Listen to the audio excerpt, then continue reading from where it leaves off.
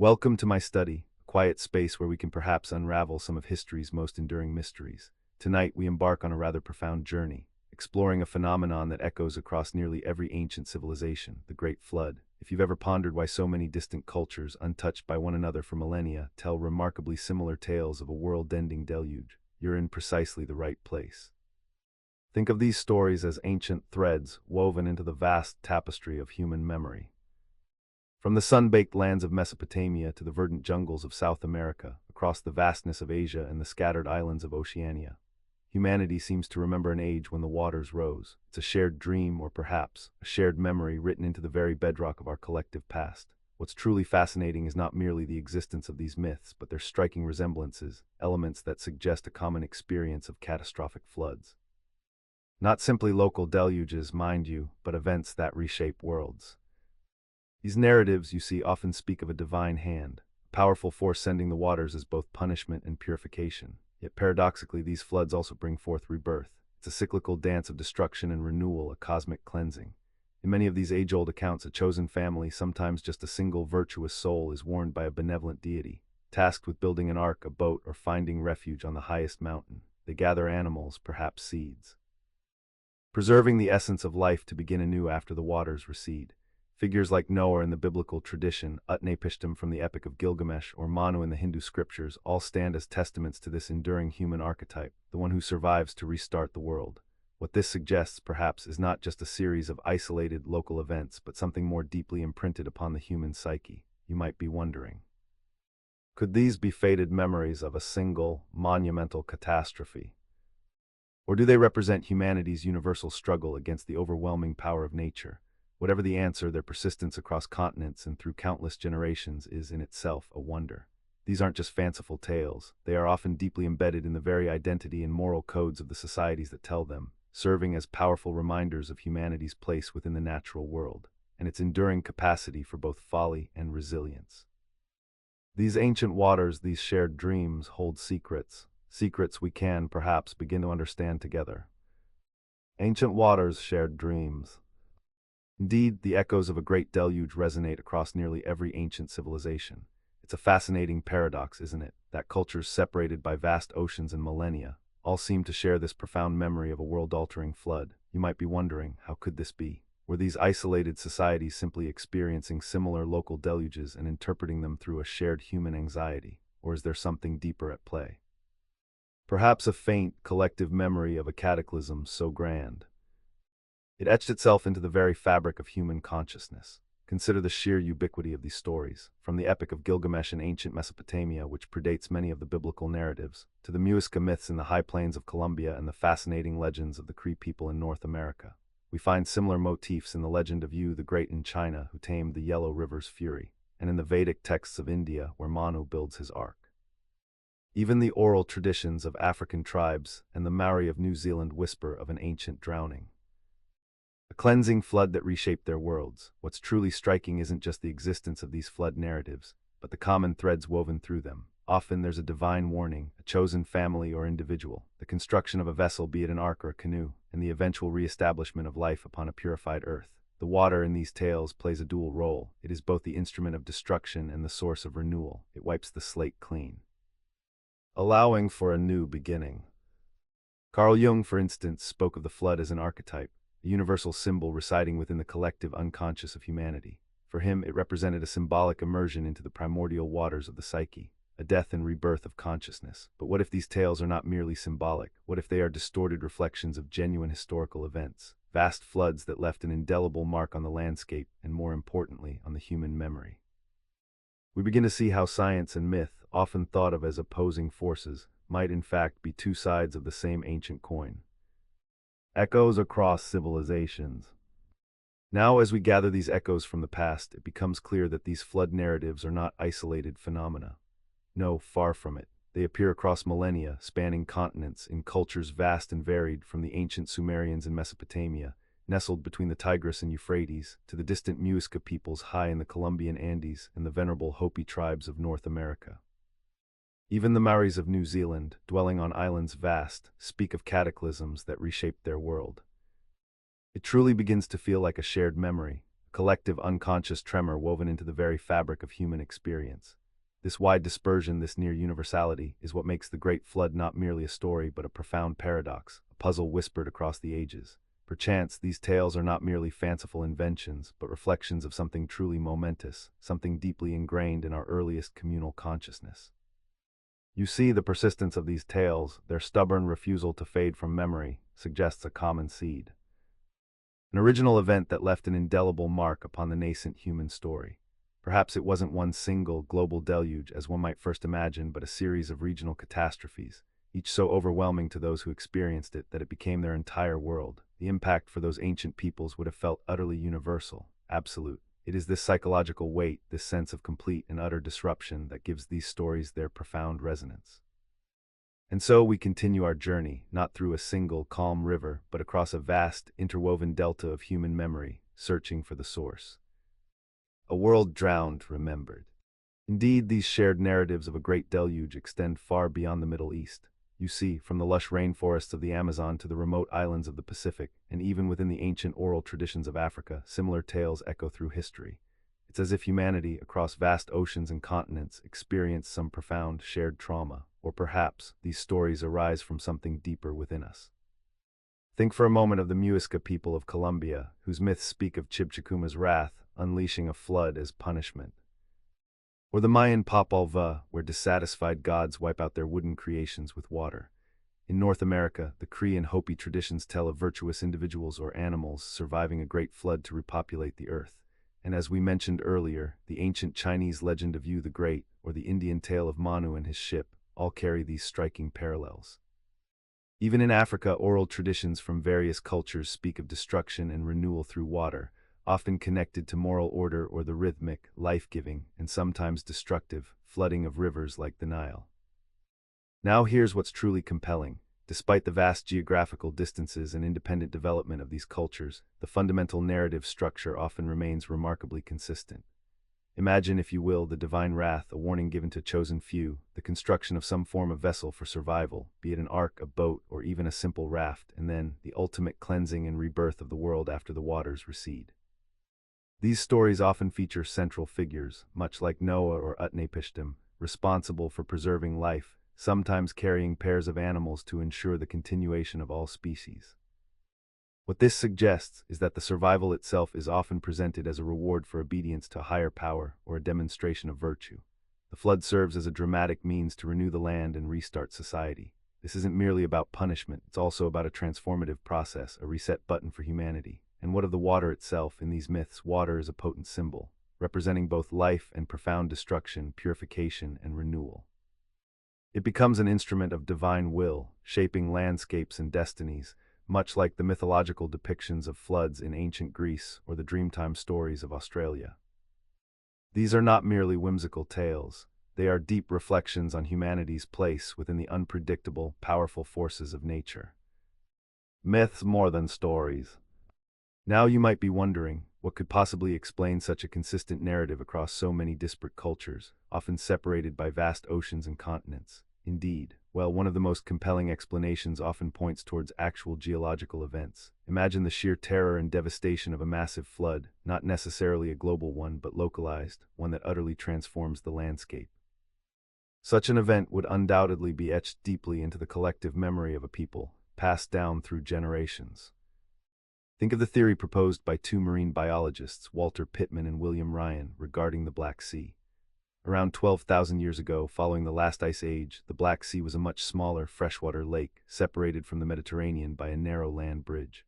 Then, roughly 7,600 years ago, the Mediterranean broke through this natural barrier with immense force, a torrent of water far exceeding the Niagara Falls. The level of the Black Sea would have risen dramatically, perhaps by as much as 15 centimeters a day, swallowing millions of acres of land within a year. For those living along its shores, this would have been an event of cataclysmic proportions, a world-ending flood, and the survivors, if they existed, would carry that memory with them wherever they went.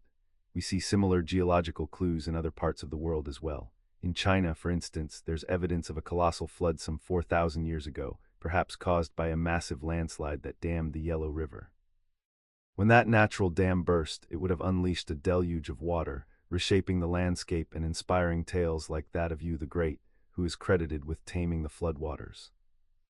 These aren't necessarily literal direct confirmations of every mythical detail you see, but rather plausible, real-world events that could have served as the kernel, the very seed, from which these enduring flood narratives grew. What's particularly fascinating is how these stories then adapt to their local environment. A flood myth from a coastal region might feature a tsunami, a giant wave striking without warning, while a story from an inland mountainous area might speak of melting glaciers or overflowing rivers. This isn't just simple imagination. It's the human mind attempting to make sense of the incomprehensible forces of nature, embedding these traumatic experiences into a narrative that can be shared, remembered, and serve as a warning.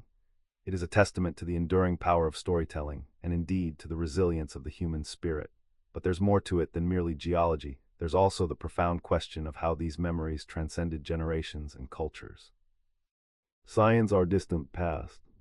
Indeed, as we delve deeper, we find that myths are far more than just imaginative tales. They are often echoes, faint and distorted perhaps, of actual events in our distant past. Think of them as ancient archives, dusty and sometimes fragmented, but still holding kernels of profound truth within their narratives.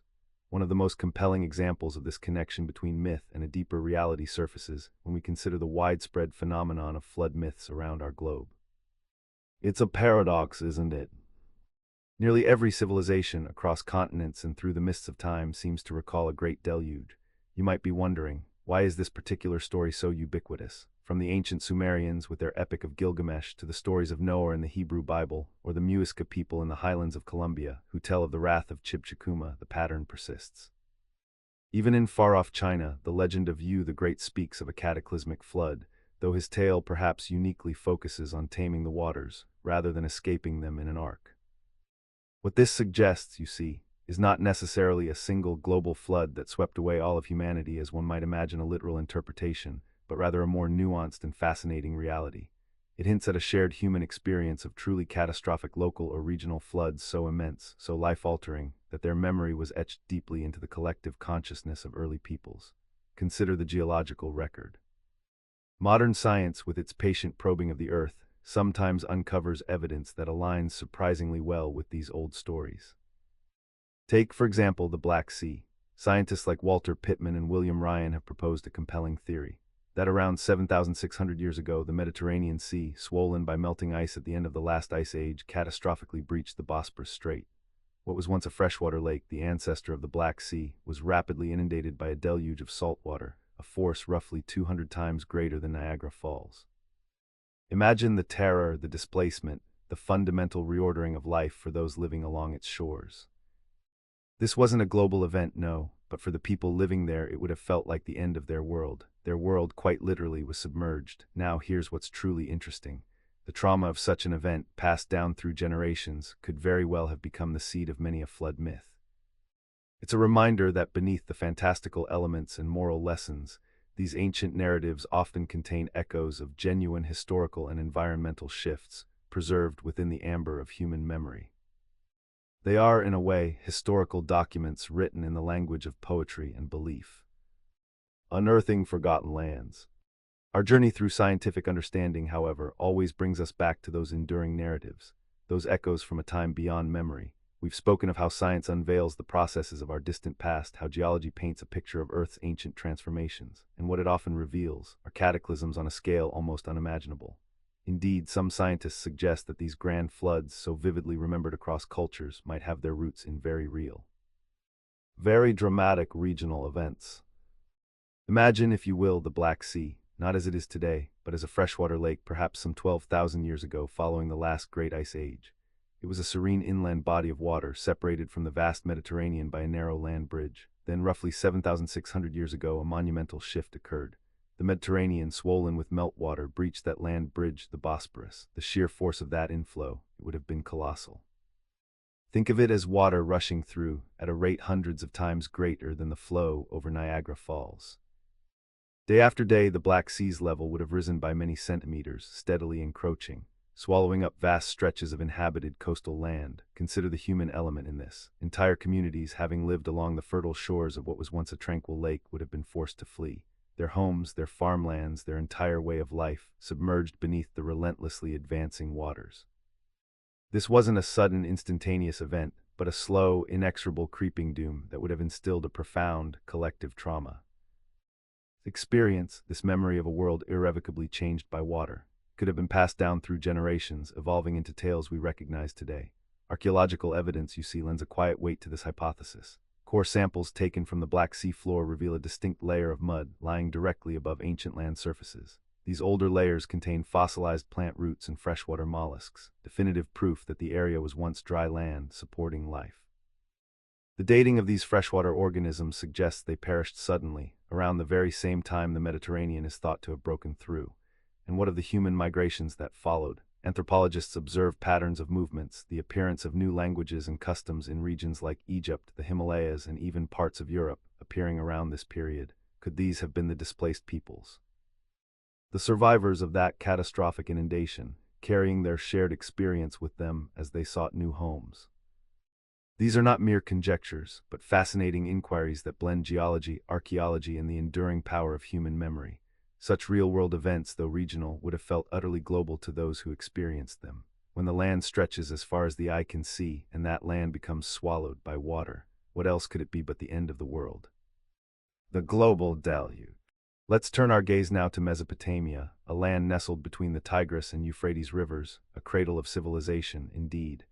It is here we find some of the earliest written accounts of a great flood, remarkably similar to the one in your biblical texts.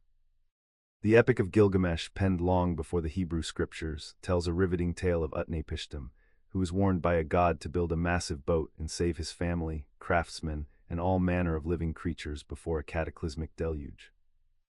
What's fascinating are the echoes between this ancient narrative and the story of Noah. Both speak of a chosen individual, warned of impending doom, constructing an enormous vessel and weathering a global flood. Both even involve releasing birds to find dry land after the waters recede. These parallels are far too striking to ignore. They suggest a shared, deeply embedded memory. We also find similar narratives in the Americas. Consider the Muisca people of Colombia, whose legends speak of the angry god Chibchacuma unleashing a devastating flood. Or the Mayan Popalva, where the gods, displeased with their wooden creations, send a flood to cleanse the world. In North America, the Cree and Hopi traditions recount how virtuous people, or even animals, survived a great inundation to repopulate the earth. What we see here are not mere isolated stories, but a global tapestry of shared human experience. From the Chinese legend of Yu the Great, who channeled the floodwaters, to the Indian tale of Manu, building his life-saving boat, the patterns hold true. Even in Africa, oral traditions speak of water as both a destructive force and a symbol of moral cleansing and renewal.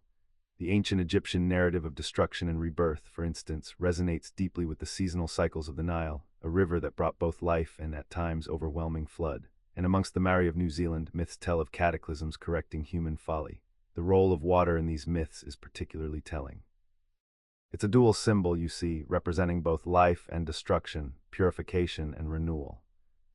It acts as an instrument of divine will, much like in the Greek myth of Deucalion, where Zeus sends a flood to punish humanity. Carl Jung, in his exploration of archetypes, would perhaps suggest that these floods embody the subconscious, a collective human experience, a shared psychic imprint woven into the very fabric of our being. Cultural threads unraveled. The flood narratives, these ancient tales that echo across continents and cultures, often carry with them a clear moral message. You see, the deluge isn't usually a random act of nature, but a deliberate, often divine, response to human transgression. Think of it as a cosmic reset button, pressed when humanity veers too far from a righteous path. In many of these stories, the gods, or a singular divine entity, become displeased with the corruption, the violence, or simply the overwhelming noise of mankind. The Mesopotamian narrative, for instance, speaks of the gods finding humanity too clamorous, too loud for their divine repose, and so a decision is made to silence the world, to wash away the errors and begin anew. This idea of divine dissatisfaction leading to catastrophic cleansing is a recurring motif. It paints a picture of a world where actions have consequences, not just for individuals, but for entire civilizations. It's a powerful lesson encoded in the fabric of these myths, that there is an inherent order to things, and when that order is disrupted by human folly, the universe in its own vast and mysterious way seeks to restore balance. This often manifests as a destructive force, like water, which can both give life and take it away with equal and different power. What's particularly compelling is how often these stories feature a lone hero or a chosen family who is forewarned, given a chance to escape the impending doom. Noah utnapishtim manu. These are the figures who listen, who obey, and who, through their virtue, become the seeds of a new world. They represent a sliver of hope, a testament to the belief that even in utter devastation, a thread of goodness can endure, allowed to carry forward the flame of civilization. It suggests that even in the face of what might seem like cosmic indifference, there is often a purpose, a selection. This moral dimension transforms a mere disaster story into a profound meditation on human nature and divine justice. You might be wondering, what of the water itself in these profound recounting? Water's symbolic power. What's particularly fascinating is how these narratives, woven into the very fabric of ancient civilizations, reveal common threads. Imagine a grand tapestry, rich with diverse colors and patterns, yet undeniably depicting the same central image. We find accounts of a chosen family, often forewarned, preparing for the deluge. This family, or perhaps a singular hero, is often tasked with preserving not only humanity, but also the animals, a testament to the interconnectedness of life even in the face of oblivion. Think of Noah in the Hebrew Bible, or Utnapishtim in the Epic of Gilgamesh, or even Manu from ancient Indian texts. They each, in their own way, become custodians of life's continuation. And what prompts such a cataclysm? Quite often, these stories point to what we might call man's folly, or simply perceived divine displeasure. The waters rise as a consequence of societal decay, a moral imbalance that demands rectification. This isn't merely destructive, it's transformative, a cleansing that paves the way for a new beginning. The flood, you see, acts as a reset button, washing away the old and allowing for the regeneration of the world. It's a powerful motif, echoing the rhythm of creation and destruction that many ancient cultures observed in the natural world around them. So often these survivors find refuge upon a mountain or a high hill. This detail, appearing in over half of the flood narratives, is quite striking. It suggests a shared experience of seeking higher ground, a primal instinct, perhaps, when confronted by an overwhelming surge of water. From the lofty peaks where the Ark of Noah is said to have rested, to the mountains where Deucalion and Pyrrha found solace in Greek myth, this vertical sanctuary is a persistent image. The land is then repopulated, sometimes through miraculous means, sometimes simply by the descendants of the few who were spared. It speaks to a deep human need to believe in renewal, in the possibility of starting anew after profound loss. These are not merely tales of water, they are tales of resilience. Collective human experience. Now the waters, in mythology, they often symbolize a curious duality, don't they? On one hand, they are life-giving, nurturing, the very essence of creation itself. Think of how many origin stories begin with primeval waters from which life emerges. Yet on the other hand, these very same waters can become an agent of utter destruction. A force of cleansing and renewal, yes, but through a terrifying erasure. This isn't merely a literary device. It speaks to a deep, perhaps archetypal, human understanding of the natural world. This duality is strikingly evident in the flood myths, where water is the chosen instrument of divine will, whether that will is benevolent or wrathful. Consider the Greek myths, for instance, the tale of Deucalion's flood. Or if we look towards the vast lands of Australia, the Dreamtime stories often portray water as a shaping force in the landscape, a powerful entity that both creates and transforms. Carl Jung, the renowned Swiss psychiatrist, perceived these flood narratives as more than just stories of physical events. He saw them as potent symbols of the subconscious mind, a collective human experience perhaps of catharsis and profound change. Now these aren't just ancient tales, they're interwoven with threads of scientific and anthropological inquiry. You might be wondering, what actual evidence do we have? Well, linguistic studies, specifically phylogenetic research, hint at something rather fascinating. They suggest that these flood myths might have journeyed alongside human populations during the Paleolithic era, implying a potentially universal, shared origin. It's as if a common echo of a profound event rippled through early human consciousness. Anthropologists like Claude Lévi-Strauss and Robert Segel viewed myths as fundamental frameworks for understanding reality itself, reflections of our psychological and social structures. From this perspective, flood myths become expressions of humanity's encounter with catastrophic events, a way to process and record these immense experiences within the grand tapestry of cultural memory. They aren't simply recounts of water levels. They are deeply embedded lessons about the human condition, about moral order, and about our place in the relentless flow of time. The archetype of renewal. Indeed, these universal themes of destruction and rebirth, they resonate deeply within the human psyche. It's almost as if our minds are pre-wired to process such profound events, perhaps as a way to cope with the sheer unpredictability of the natural world. This brings us to another fascinating theory, one that posits that these shared narratives are not merely echoes of a singular event or even multiple localized ones, but rather a reflection of an innate human fear. Think about it: what force of nature is more visually dramatic, more universally destructive, yet also paradoxically life-giving than water? It surrounds us, it sustains us, yet it can also take everything away in an instant. This duality, this profound ambivalence towards water might be etched into our very being.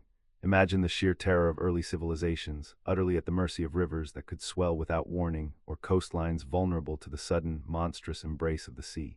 Such experiences would undoubtedly leave an indelible mark.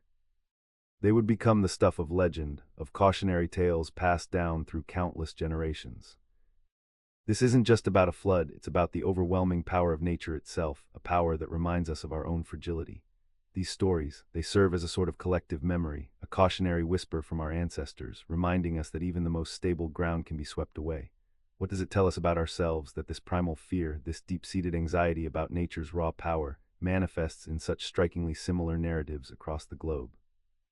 Perhaps it suggests a fundamental aspect of the human condition, a shared understanding of vulnerability and a perpetual longing for order in a world that often defies it. A common primal fear. Now you might be wondering about security concerns. What happens if someone intercepts your token? This is where additional security layers come into play. Modern authentication systems use HTTPS, which encrypts all communication between the client and server. Think of it as sending your messages in a locked safe rather than on a postcard. Even if someone intercepts the transmission, they can't read what's inside. Token expiration is another clever security mechanism worth understanding. Most authentication tokens have a limited lifespan, typically ranging from a few minutes to several hours. Similar to how parking meters work, you get access for a specific period and then you need to renew. This time limit means that even if a token is somehow compromised, it becomes useless after it expires. Many systems implement refresh tokens to handle this elegantly, allowing users to get new access tokens without logging in again, as long as they're still within an acceptable security window. The concept of scopes and permissions adds another layer of sophistication. Not all tokens are created equal. Some might grant read-only access, while others allow full modification rights. Imagine different types of employee badges at a company. An intern's badge might only open the common areas, while a senior manager's badge grants access to restricted floors. Your authentication token can carry similar permission information, telling the server exactly what operations you're authorized to perform. What's particularly elegant about this system is how it enables features like single sign-on across multiple applications. Once you authenticate with one service, that same token can potentially grant you access to related services, all while maintaining security and proper authorization boundaries. From flood to future.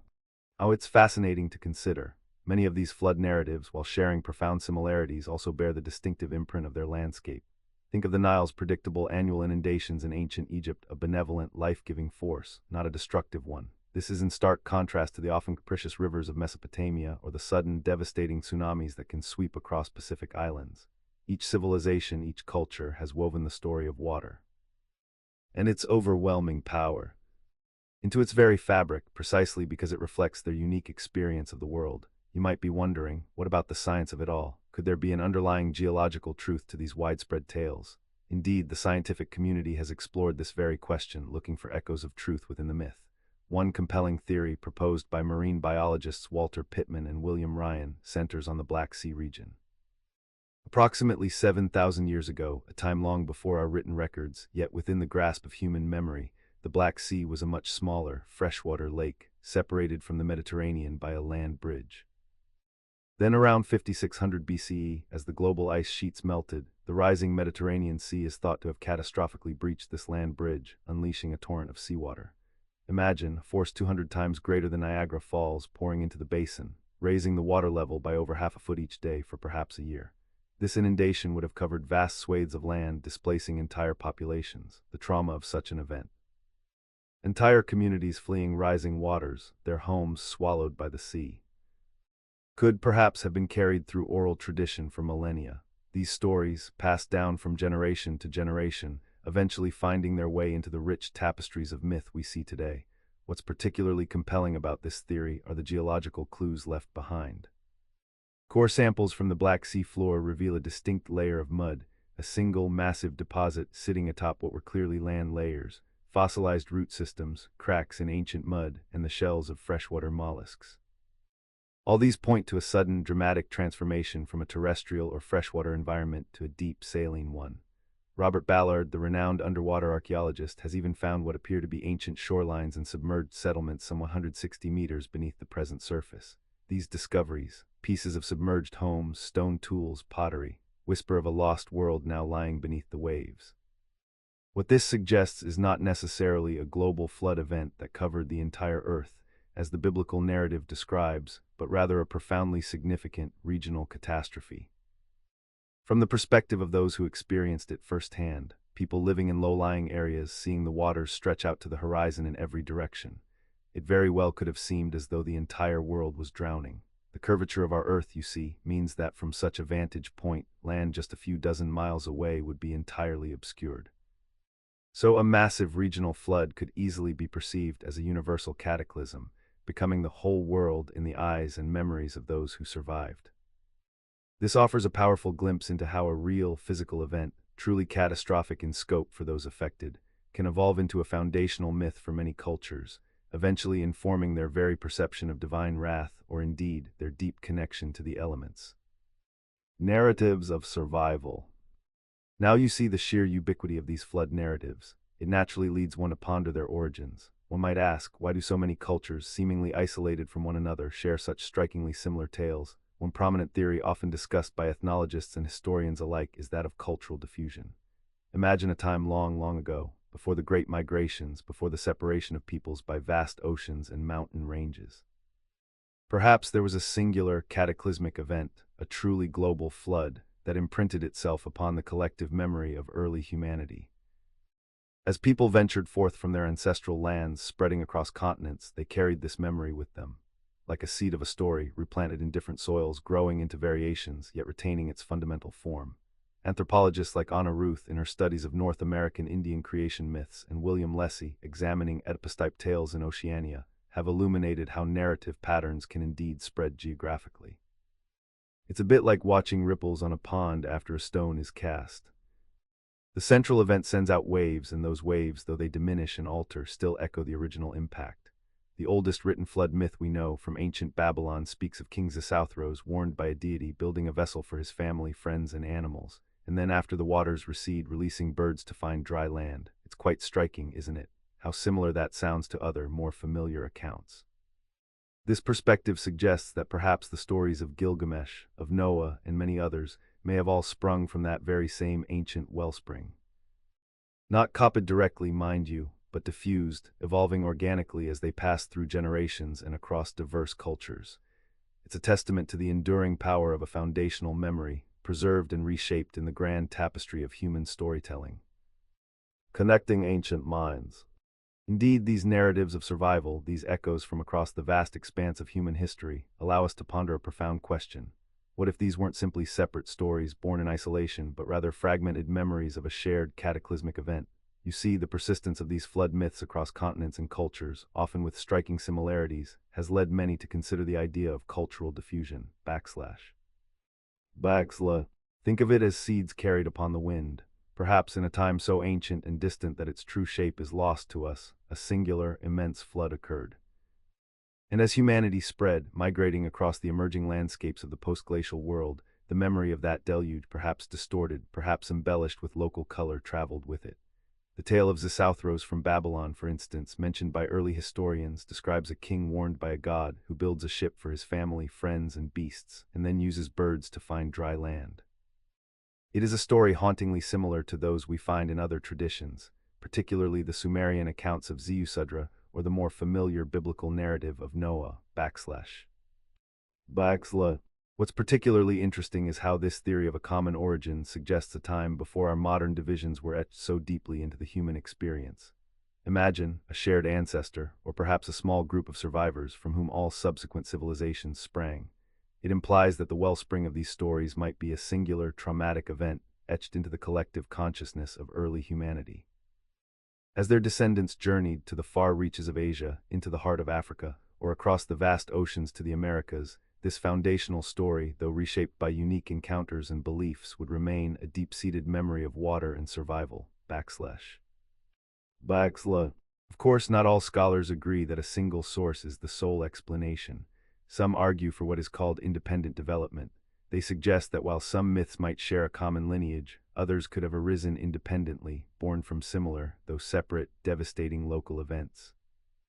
Think of it this way: if a colossal flood devastates a valley in China, it's quite natural for the survivors to weave a saga around it, perhaps incorporating their own local deities and customs. And if entirely separately, a massive tsunami wipes out coastal villages in the Pacific, it too would inspire myths of a great deluge. Modern geological research, in fact, has unearthed evidence of such ancient catastrophes, like the monumental landslide in China's Jishi Gorge, which is now believed to have caused an immense flood on the Yellow River around 1920 BC. This event could very well be the inspiration behind the Chinese legends of Yu the Great, who, instead of building a boat, famously tamed the floodwaters with his ingenuity. So we are left with a fascinating interplay. On one hand, the possibility of a common ancient experience diffused through time and migration. On the other, the undeniable reality of localized, devastating floods, each capable of forging its own powerful mythology. It's a testament, perhaps, to humanity's enduring need to make sense of the overwhelming power of nature, and to tell stories that help us remember and, in a way, survive. Whispers of a Lost Age. Indeed, these striking resemblances across diverse flood narratives suggest a deeper truth. Perhaps it is not simply that diverse cultures independently conceived of similar calamities, but rather that a fundamental shared human experience, or perhaps even a singular impactful event, underlies these enduring myths. You see, the common threads stretching across continents and millennia are too numerous, too specific, to be dismissed as mere coincidence. It's almost as if humanity, in its infancy, etched this traumatic memory onto its collective unconscious, a memory then filtered through the unique lenses of countless civilizations. Consider the patterns that emerge, almost like geological strata revealing layers of shared history. Across an astonishing 88% of these flood stories, there is a chosen family, a small group spared from destruction. And in a significant 66% of accounts, this chosen group receives a warning, a divine whisper or a prophetic dream, allowing them time to prepare. What's more, in the grand tapestry of these tales, the primary cause of the deluge, in two-thirds of the narratives, is attributed to human wickedness, a moral failing that necessitates a cosmic cleansing. These floods are rarely portrayed as localized events. Astonishingly, 95% of these myths describe a global inundation. The waters cover the entire known world, stretching to the highest peaks, and for 70% of those spared, survival is achieved through a vessel, a great boat, an ark, a canoe. On this vessel, too, in 67% of the stories, animals are also saved, often in pairs, ensuring the continuation of life. After the waters recede in over half of these accounts, the survivors find refuge on a high mountain, the first dry land visible after an eternity of water. Even more specific details echo across time and space. The release of birds to find dry land, present in 35% of narratives. The mention of a rainbow, a symbol of divine promise or renewed hope, appears in 7%, and the offering of a sacrifice by the saved, an act of gratitude or appeasement, in 13% of stories. What this means is, these aren't just vague accounts of heavy rain. They are structured narratives with recurring motifs that point to a remarkably consistent core. The question, then, shifts from merely acknowledging their existence to pondering the profound reason for their pervasive uniformity. It's as if a single, powerful echo resonated through the earliest chambers of human consciousness, shaping the very foundations of our understanding of origins. Understanding our origins. The echoes of these ancient waters and the civilizations they reshaped lead us now to consider a deeper question. What if the stories we've inherited, passed down through generations, aren't just metaphors, but actual faint memories of real events? You see, the persistence of these narratives, across continents and cultures, has long fascinated anthropologists and archaeologists alike. It invites us to ponder the very nature of human memory, and how cataclysmic events might embed themselves into the collective unconscious of a people. It's particularly intriguing when we analyze these widespread flood accounts is not just their presence, but their remarkable similarities. Researchers poring over hundreds of distinct flood legends from every corner of our world have found patterns, the idea of a chosen family, perhaps, an ominous warning from a divine source, or even the familiar imagery of a vessel used for survival. And then there's often the notion of a global inundation, where water covers the entire known world. These aren't isolated coincidences. They suggest a common human experience, or perhaps a shared origin point before the diverging rivers of humanity flowed into separate lands.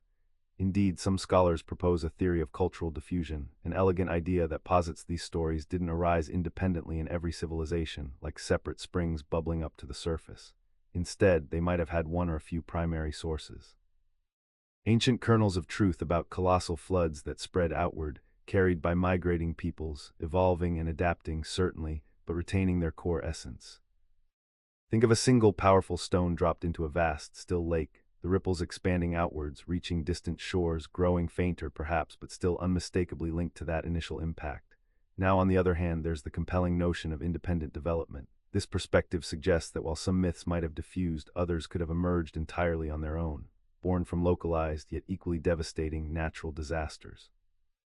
Imagine a community witnessing an unimaginable flood on their own river, or a tsunami engulfing their coastline. The trauma of such an event, the sheer scale of destruction, it would be deeply ingrained in their history, shaping their worldview and manifesting in their myths. It wouldn't necessarily need a shared origin point. Similar circumstances could simply lead to similar stories. This, too, offers a profound lens through which to view these persistent tales of deluge and renewal. The flood's lingering question. Now it's worth considering that these myths serve as educational tools in their own right. They are not merely fantastical tales, but rather conduits for traditional knowledge, cultural values, and historical perspectives. They allow us to explore universal themes of survival, morality, and rebirth, and to trace the fascinating patterns of human migration and adaptation across vast stretches of time. Indeed, these flood narratives often reflect the very environmental realities of ancient civilizations. Think of the seasonal floods of the Yellow River, or the particular climatic conditions in ancient Greece that might have inspired such stories. In a way, they represent an early form of ecological awareness, warnings perhaps to future generations about the consequences of ignoring our environment. And what of the cultural exchange, you might ask? The evolution of these myths is a testament to the dynamic interplay between different cultures, stories like those of Nuwa in China, or the legends carried along the Silk Road. Adapted and integrated local beliefs, yet they often retained a core truth. They changed in their details, yes, but the essence of a great deluge, a reshaping of the world, endured. Archaeology, that patient chronicler of the past, offers us tangible clues. Deposits of sediment in places like the Jishi Gorge along the Yellow River, or layers of mud found in Mesopotamia, all point to massive floods that could very well have inspired these profound narratives. The correlation between the Epic of Gilgamesh and certain biblical accounts of a great flood, for instance, hints at a shared, if perhaps distantly remembered, cataclysm. These myths, then, are not just about destruction. They are also profoundly about hope, about rebirth, and about morality. They stand as enduring testaments to the human response to the immense forces of nature, and they reflect our collective memories and cultural evolution. Each story, in its own unique way, helps us understand ourselves a little better, doesn't it? Timeless human wisdom. The persistent memory of a great flood, echoing across cultures and continents, often prompts us to look for its origins not just in the realm of myth, but also in the very ground beneath our feet. For centuries, learned individuals and indeed ordinary people have pondered if these tales might somehow be rooted in tangible geological events. You see, in the grand tapestry of scientific inquiry, there emerged a fascinating field known as geomythology. This discipline seeks to understand how ancient traditions and folklore might, perchance, reflect very real natural phenomena, earthquakes, volcanic eruptions, and of course, great inundations. It's an attempt to bridge the gap between the profound stories we tell and the powerful forces that shape our world. Consider, for a moment, the Yellow River in China. Here, a recent study unearthed compelling geological evidence suggesting a catastrophic flood around 1920 BC. Imagine a massive landslide in the Jishi Gorge, creating a colossal natural dam. When that dam eventually broke, the deluge would have been truly immense, with water gushing at an unimaginable rate. What's particularly intriguing is that the timing of this flood aligns with a significant cultural shift in China, the transition from the Neolithic into the Bronze Age in the lowlands along the Yellow River. This event might very well have inspired the legend of Emperor Yu, a legendary figure said to have tamed those very waters. He didn't build an ark, you understand, but rather, through ingenuity and perseverance, he channeled and managed the floods, guiding them to the sea. But this phenomenon isn't exclusive to China. Along the Pacific Rim, tales of gigantic waves striking without warning are commonplace. These narratives resonate powerfully with the scientific understanding of tsunamis, often triggered by powerful underwater earthquakes. Picture ancient coastal communities suddenly engulfed by an immense wall of water. The memory of such an event would undoubtedly be woven into the very fabric of their oral traditions.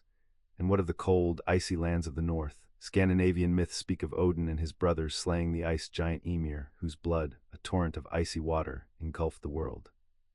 This perhaps is a symbolic echo of glacial dams breaking at the end of the last ice age, unleashing unfathomable quantities of meltwater across the landscape. The sheer scale of such an event would certainly leave an indelible mark on the collective memory. Then there's the widely discussed hypothesis surrounding the Black Sea.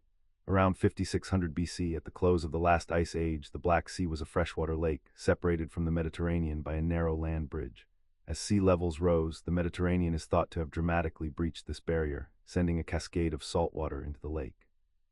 This deluge, estimated to have been 200 times more powerful than Niagara Falls, would have raised the Black Sea's level dramatically, engulfing vast swathes of land and forcing entire communities to flee. The trauma of this regional catastrophe might have been carried by these displaced peoples, perhaps even inspiring elements of the Mesopotamian flood narratives we discussed earlier. You see, geology offers a rational lens through which to view these ancient tales. While a single global flood across the entire Earth is, from a geological perspective, highly improbable, these localized, yet immensely destructive, inundations could easily have imprinted themselves upon the psyche of early civilizations.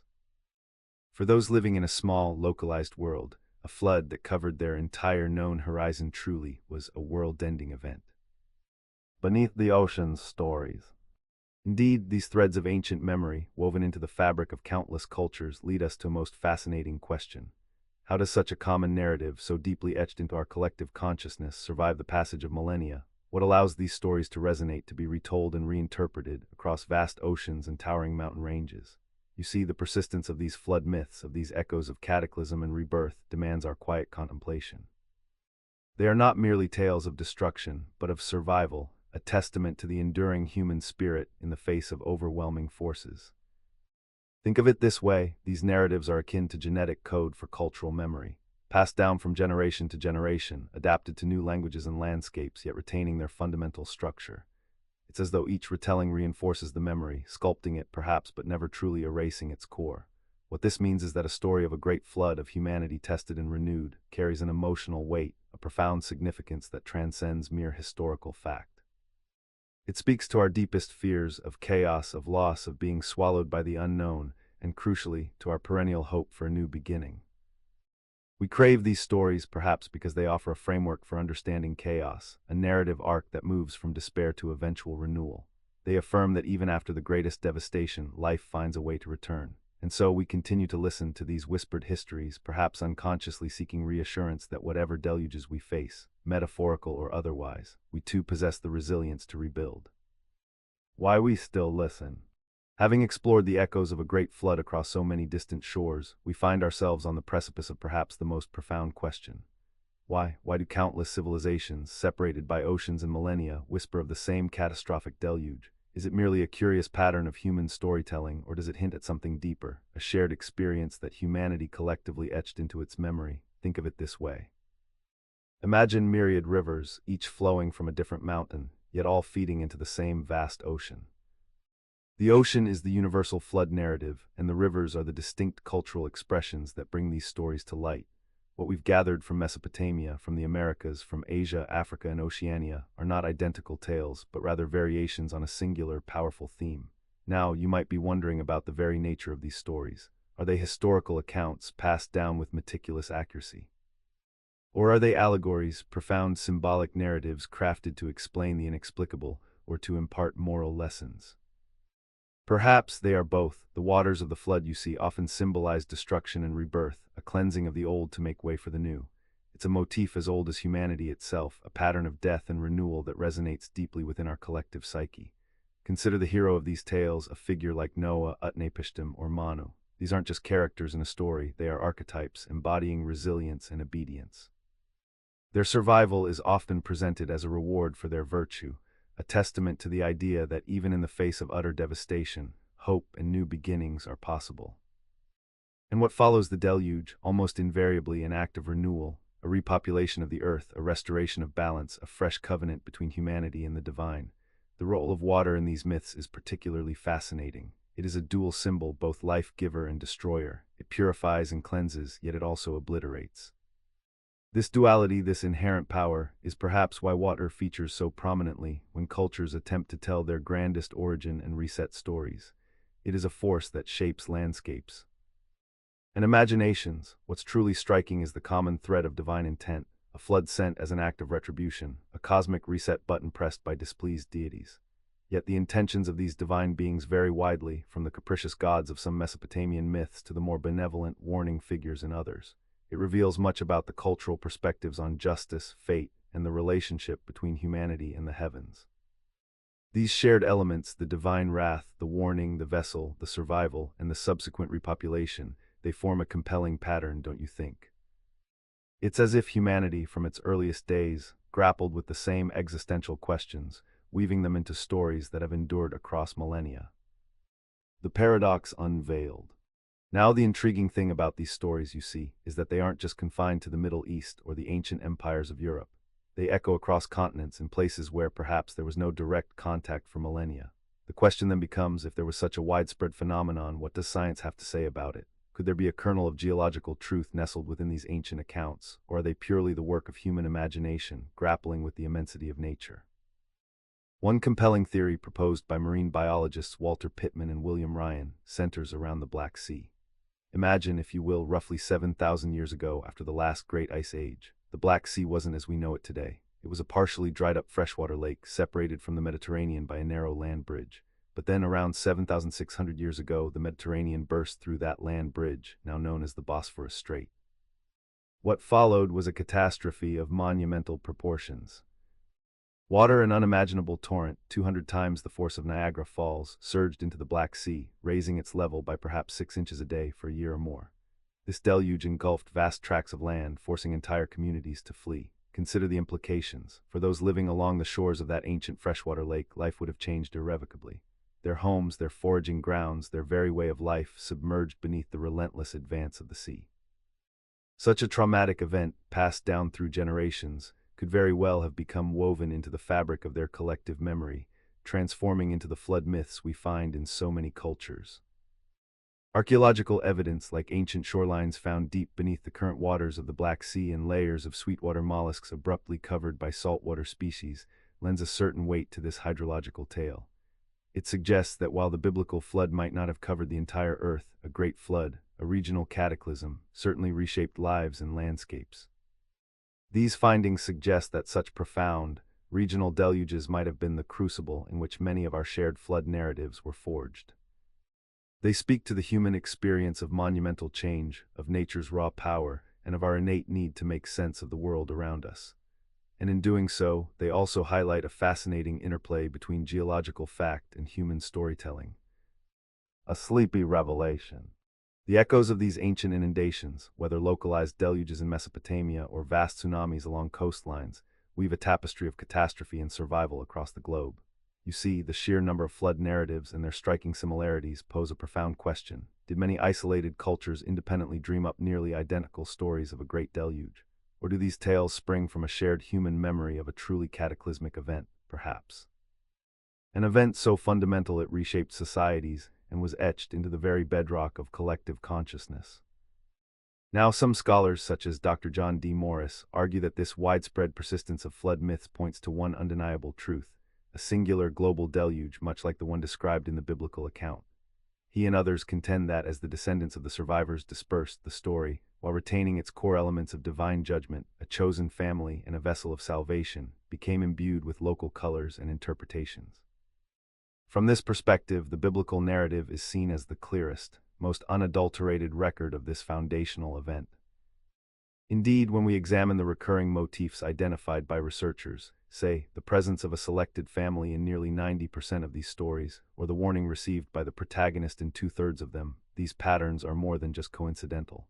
They suggest a common origin, a shared experience that transcends geographical and cultural divides.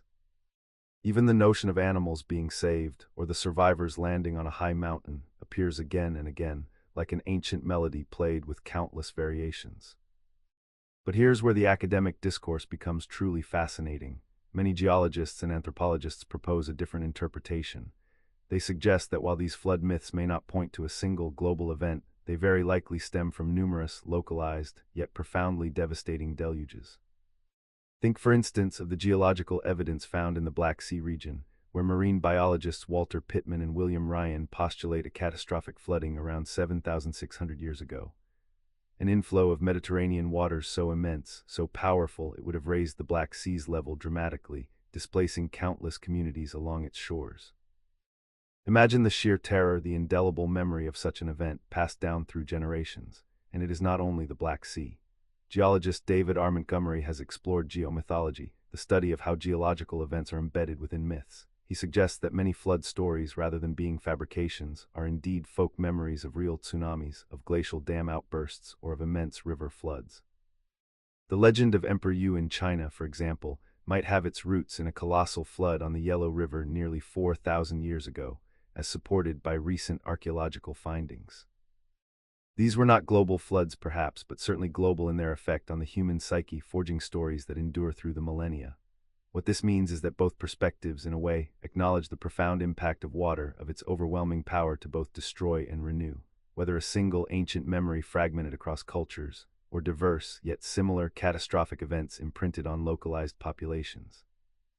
The universal tale of the Great Flood remains, a testament to humanity's enduring confrontation with the raw forces of nature. Rest, reflect, remember. So here we stand at the confluence of ancient whispers and modern understanding. We've journeyed through countless cultures, spanning continents and millennia, all bound by this singular, persistent memory of a great deluge. You see, the ubiquity of these flood myths, from the plains of Mesopotamia to the misty mountains of the Andes, from the bustling cities of ancient China to the distant shores of Polynesia, truly is remarkable. It's a testament, perhaps, to our collective human experience with the sheer power of nature. Particularly striking is not just that these stories exist, but how often they echo a common narrative, a world submerged, humanity imperiled, and a chosen few who persevere to usher in a new age. Whether it's Noah in his ark, Utnapishtim in his vessel, or Manu on his boat, the archetype of preservation and renewal is undeniable. And while science has, for centuries, moved away from the idea of a single global, literal flood that covered the entire Earth in the manner often depicted, it has paradoxically unveiled numerous regional catastrophes that could have laid the foundation for these enduring tales. Think of the sudden, cataclysmic breaching of the Bosphorus, transforming a freshwater lake into the Black Sea, or the immense landslide in Jishi Gorge, unleashing a torrent that reshaped ancient China. These were not global events, no, but for the people who endured them, these floods would have been all-encompassing, world-ending in their scope. They were, in essence, their entire known world. This convergence of myth and geological reality, this idea that our oldest stories might be reflections of actual traumatic natural events, offers a profound perspective. It suggests that these aren't just fanciful tales, but perhaps the oldest forms of historical record, passed down through generations, shaped by culture and belief, yet rooted in a very real, very wet past. They remind us that humanity has always sought to understand the grand, often terrifying, forces that shape our existence. And in doing so, we weave narratives that help us to cope, to learn, and to look towards a new beginning. It's a comforting thought, I believe, that even in the face of immense destruction, humanity finds a way to endure, to rebuild, and to remember. Indeed, the echoes of these ancient waters continue to lap at the shores of our collective memory, reminding us of both vulnerability and resilience. And so, our journey through the enigmatic Great Flood paradox comes to its gentle close. I hope you found these lessons both enlightening and perhaps a little soothing. Thank you for joining me on this exploration into the deep currents of history and myth. I'd be most grateful if you would consider subscribing to the channel and perhaps leaving a thoughtful thumbs up. There are other stories, other lessons, patiently waiting to be explored in this quiet sanctuary. Until then, sweet dreams.